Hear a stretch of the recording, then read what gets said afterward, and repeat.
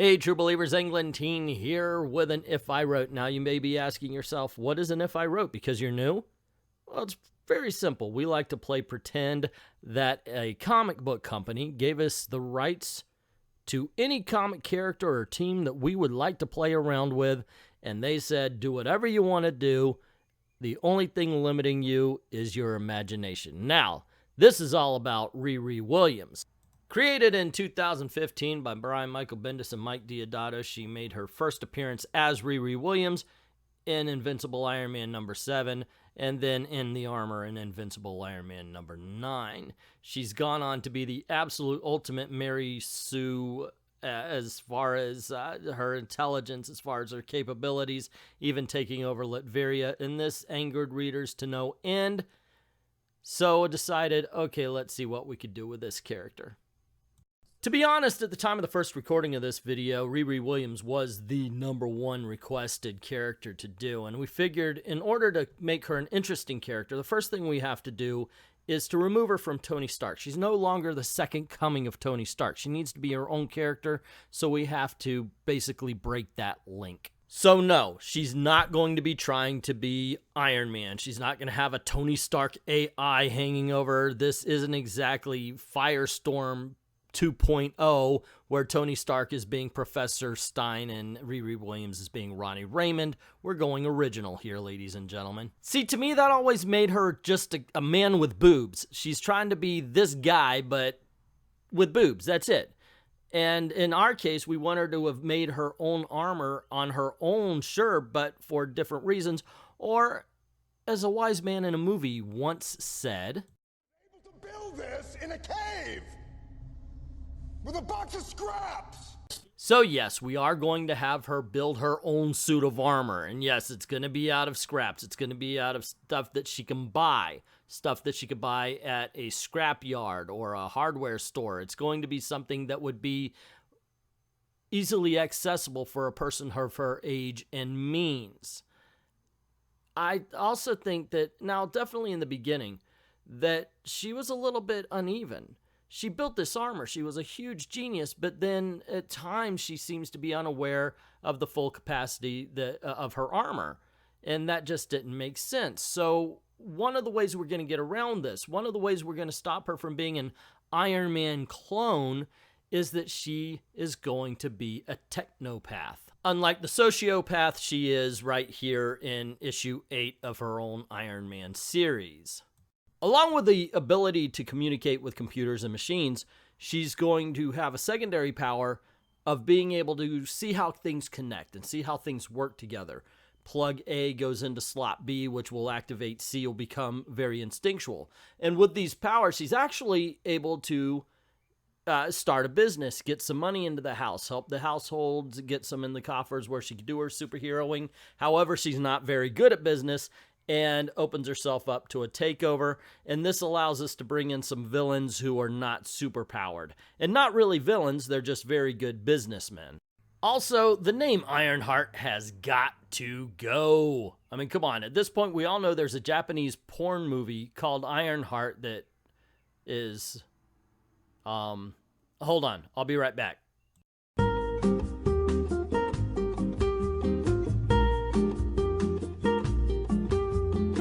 Well, I will be darned, that's a real thing. Who knew? Seriously. Wow. Okay, so look, hey, I have nothing against Japanese porn.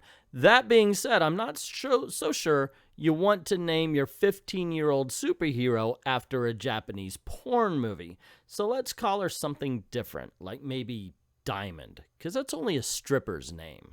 So Diamond, using her powers to see how things connect and how things work, and her ability to communicate with machines, is able to create wondrous inventions on the level of Doom, Stark, or Richards, and in this case, she has built for herself a crystal-encased suit of armor, with all kinds of nifty equipment built right into it. Now, the entire thing is made of nanocarbon filaments, reinforced by weavable, flexible, ballistic cloth, empowered by piezoelectric effects solar energy and RIRI Williams' own body heat. And if that's too much technobabble, she's basically in a big diamond suit that doesn't need any of Tony Stark's tech for it to run. I figure it would be silver and blue in color and would look absolutely badass in the hands of the right artist. And she's 15 for cripe's sake, but look how she's drawn. She's usually drawn with some sort of emphasis on her sexuality rather than being young. Even in this iteration where she's supposed to be intelligent, they don't give her the emotional level of a kid, and that's something we need to change. We need to let her be a 15-year-old girl. She was 13, and she was impulsive, and she fell in and out of crushes very easily, and she dressed weird. And basically, flat-chested, she looked and she acted like a 13-year-old girl, and that's how we're going to treat RIRI Williams. Because they write her like she's 30. She's not 30. Stop writing her as if she's 30. And following that train of thought, we're going to treat her like a 15-year-old girl who, before her powers, she was a normal middle-class girl, went to school. Some thought she was a bit of a nerd. Some, of course, she had a few friends like everybody does. But now she's got to deal with this sudden fame. Now she's got people hounding her for autographs, people who know who she is, at least in the armor, and she is just going to have an emotional reaction, which we don't see in the regular comic book. And it's not only going to affect her, it's going to affect her family as well. And I think that would be just something that has not been explored yet that really should when you're dealing with a young superhero. Also, her first super battle is going to be epic.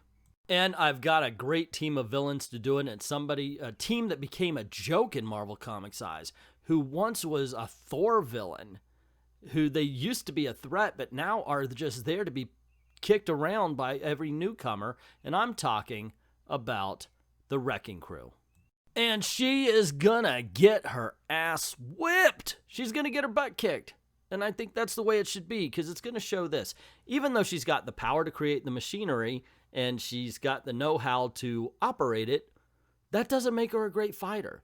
Too many times, especially in Marvel Comics, you will have the new go, oh my gosh, I've got these superpowers, so I'm going to rush out and I will beat Dr. Doom. You know, it's just, no, because what it does, as it did with the Wrecking Crew over these years, is make the villain look weak in order to make your hero look strong. In order for your hero to look strong, they have to overcome adversity, and that's what we're going to have here. And I think this should be done with more superheroes and superheroines, and in this case, we are going to definitely have RIRI Williams question whether she wants to be a superhero. It's that old saying that Mike Tyson had, where it's like everybody's got a plan until you're punched in the face. Thinking you want to go out and be a superhero is a lot different than being in a superhero battle, and I think it would be awesome to explore that with this character. Something else we're going to change that started up in the original books with RIRI Williams is that S.H.I.E.L.D. is going to have a hostile relationship with her. They see her as a rank amateur who could get people hurt, because she is. Not like in the books where they bowed and kowtowed to her. They are going to be watching her every move, because they don't like the fact that they cannot stop her from creating this kind of tech. Sure, they could take it away, but it is her power, it's her ability. She could just go back to her garage and create something out of a few scraps in the cave with scraps, and that's it. And S.H.I.E.L.D. hates that, so Sharon Carter is going to be watching her like a hawk. Maybe even mentoring her. That's up for debate. Most of, if not all of these changes, of course, are to make her human again. She's a Mary Sue, or at least she was. I'm going to get to that in just a touch. See, right now, and when she was created, she was equal to Tony Stark. She a 15-year-old girl. And there's no wrong that she could do, even in the beginning. Now, we want to humanize her. This Marvel age is amazing because it's pandering as a form of representation. It just doesn't work. If you start her at the beginning where she should be, we could watch her grow. We could relate to her, because all of us have been in that particular kind of situation before. And that's what I want to see. That's what I want to bring to this character. A lot of people say she's a bad character. I don't believe that. I don't believe that there are bad characters. I believe there are bad writers. Neil Gaiman proved that with Prez and Brother Power the Geek, even though I think the original Brother Power the Geek was good. And you know what? In all honesty, if I'm giving credit where credit is due, I think Eve Ewing is doing a fine job. Not a great job. There's still a lot to go here. She's still treated like a Mary Sue. Adults still, oh, please, Riri, tell us the way to go. And I think that's the wrong way to go about it. It's a lot of fun to watch teenagers grow. That's why we had so much fun with Spider-Man, and I really wish Marvel would get back to the old-fashioned Marvel age. So there you go, gang. That's how I would have made Riri Williams a better character. What do you think? Did you like it? Did you hate it? What would you do differently? Of course, they can't do it. They've already established that or maybe they could. They could always retcon her into having superpowers. It would make sense. It really would. Anyway, let me know what you think in the comments below. Don't forget to click like, share, and subscribe. That's very important to help out with I need the interaction for the algorithm that's screwing me around now. Don't forget to support on Patreon or Ko-Fi. Link is in the description below. On Ko-Fi, you can commission a video and tell me what to do on any of the topics that I usually do it on. And that would be fun. I look forward to that kind of thing because I love doing these videos. And sometimes someone would have an idea that is so far outside of my particular box, it's just entertaining to me as well. Also, I'm on BitChute, so if you don't mind going on over there, checking out the videos, and maybe leaving a little tip, that would be awesome. I'd like to thank everybody who's already done that, and to everyone, all of the true believers, thank you very, very much for watching.